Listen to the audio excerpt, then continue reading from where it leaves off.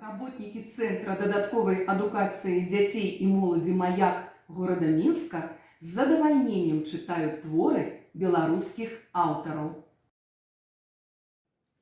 Якуб Колас. Мой родны кут, як ты мне милы, забыть тебе не маю силы. Не раз, утомленный дорогой, жыццём вясны мае убогай, к табе я ў думках залятаю, і там душою спачываю. Максим Богданович. Зорка Венера ўзышла над зямлёю, светлыя згадкі з сабой прывяла.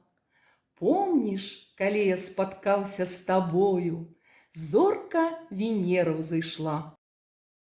Максим Танк.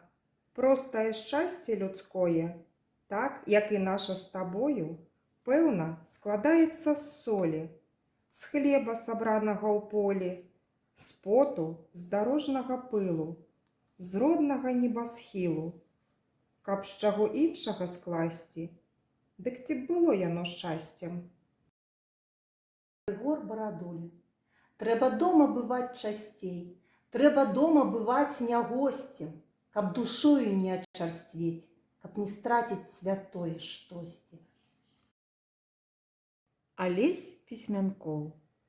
Да вытокаў мы вяртаемся штодзень, бо аблокі так высока больш не плаваюць нідзе. Мы на лес глядзім вячысты, светлай молімся вадзе, бо душа такою чыстай не бывае больш нідзе. Чытанне па-беларуску – гэта сапраўдная асалода. Далучайцеся і вы.